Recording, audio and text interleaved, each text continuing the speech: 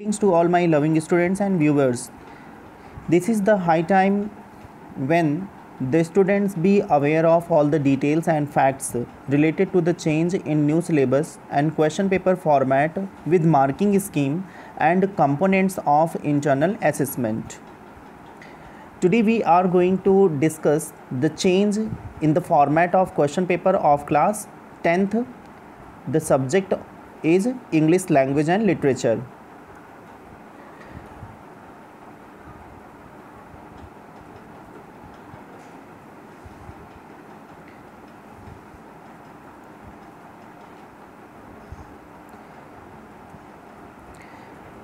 Look at section A. It comes of 20 marks. It is as usual, जैसे कि पहले था वैसे ये अभी भी 2020 और 21 के भी जो है पेपर फॉर्मेट में ऐसे ही होगा. इसमें जो क्वेश्चन नंबर 1 होता है वो फैक्चुअल कॉम्प्रिहेंसिव पैसेज होता है. It comes of 8 marks. And the question number 2, it is a kind of discursive passage. It comes of 12 marks and the total marks is 20 marks. There is no change mark wise तो कोई change नहीं है, but multiple choice question included in both the passages. लेकिन दोनों passages में ज़्यादा chances जो है, ज़्यादा क्वेश्चन जो है MCQ होंगे. स्टूडेंट एज पर एक्सपीरियंस मैं ये बताना चाहूँगा कि MCQ क्वेश्चंस जो है वो जो एक्सप्लेनेटिव जो क्वेश्चंस होते हैं जिसमें आपको एक्सप्लेन करना होता है, जो कॉम्प्रिहेंसिव क्वेश्चंस होते हैं उससे कुछ ज़्यादा ही टफ़ होते हैं. इसमें जो है आपको बहुत ही अच्छे से रीडिंग करना होता है, क्योंकि इसमें जो ऑप्शंस दिए गए होते हैं उसमें से कोई एक ऑप्शन ही करेक्ट होता है.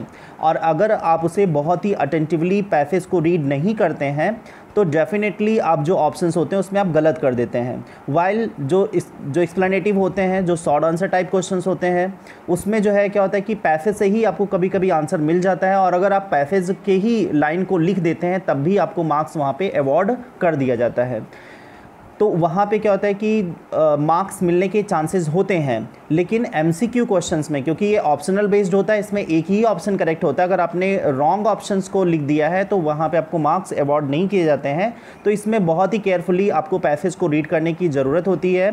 तो ये जो है थोड़ा सा यहाँ पर आपको ज़्यादा कॉन्शियस होने की ज़रूरत है अगर MCQ क्वेश्चंस ज़्यादा इंक्लूड किए जाते हैं पैसेज में. तो look at section B. It comes of 30 marks. Earlier question 3 was formal letters. Question 3 जो है फॉर्मल लेटर्स का होता था, वो 8 मार्क्स का आता था. इसमें फॉर्मल लेटर्स में letter to the editor, placing order, letter for an inquiry and letter for complaint, ये 4 टाइप्स होते थे लेटर के, और ये 8 मार्क्स का आता था. पर अभी ये जो है 10 मार्क्स का आएगा. यहाँ पे फॉर्मल लेटर के सारी ये टाइप्स कोई भी आ सकते हैं, but the marks would be 10. तो आपको करेक्ट फॉर्मेट और जो कंटेंट है उसको बहुत अच्छे से एक्सप्रेस करना है. यहाँ पे जो आपके एक इनोवेटिव है, जो क्रिएटिविटी है राइटिंग इन द कंटेंट, वो बहुत ही अच्छी जो है साबित हो सकती है if you are including in your content. Earlier question number 4 was story writing and it is of 10 marks. But अब स्टोरी राइटिंग की जगह पर analytical paragraph based on map या चार्ट्स या रिपोर्ट लाइन ग्राफ, वहाँ पे कोई रिपोर्ट लाइन ग्राफ दे दिया जाएगा and you have to write analytical paragraph. एक आपको उस पर पैराग्राफ लिखना होगा. चार्ट्स या मैप, कोई एक आपको पिक्चर कंपोजिशन जो होता है इस टाइप का दे दिया जाएगा, और ये जो है it would be of 10 marks.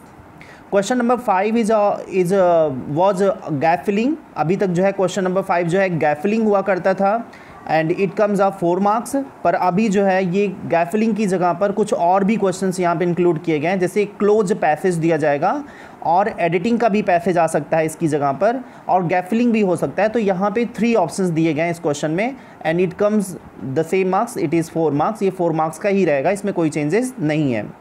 बस इसमें 2 क्वेश्चंस और इंक्लूड कर दिए गए हैं. क्लोज पैसेज हो सकता है या एडिटिंग भी हो सकता है.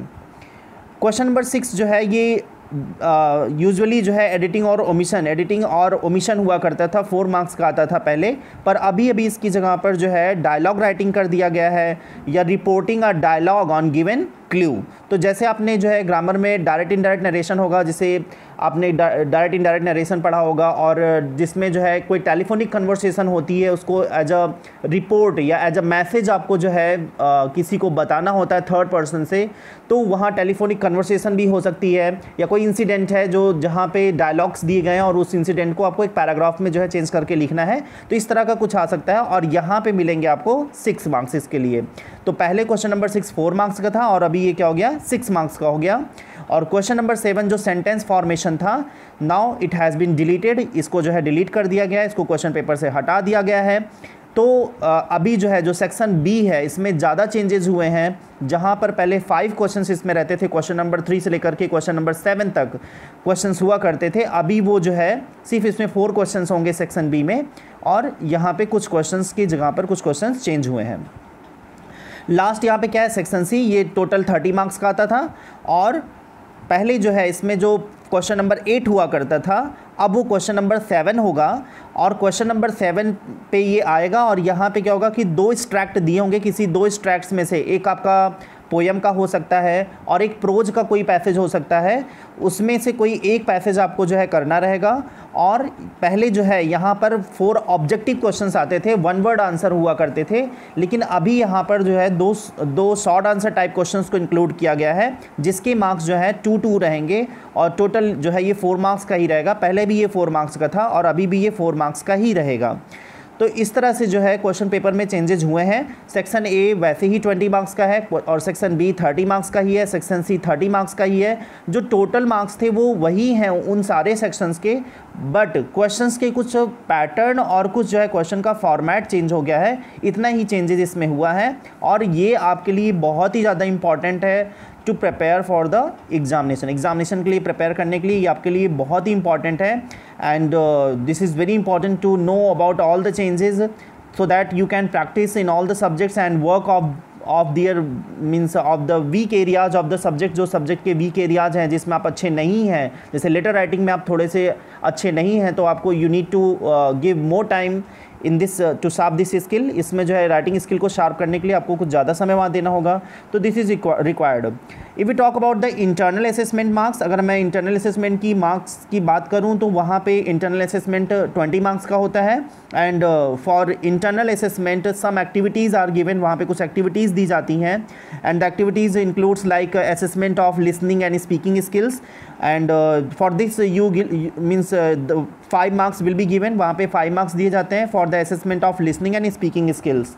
और इसमें बहुत सारी एक्टिविटीज़ इंक्लूड होती है, like role play, skit, dramatisation etcetera, बहुत सारी यहाँ पे स्किल्स होती हैं। और पीरियोडिक टेस्ट 2 के जो है पीरियोडिक टेस्ट, जितने भी स्कूल में पीरियोडिक टेस्ट होते हैं उसके 2 टेस्ट के जो बेस्ट ऑफ मार्क्स होते हैं, वैसे इस बार सीबीएसई ने डायरेक्शन ये भी दिया है कि पूरे जो है throughout the year 3 periodic test होंगे, और जिसमें से बेस्ट ऑफ 2 के ही मार्क्स जो है इंटरनल असेसमेंट में इंक्लूड किए जाएंगे।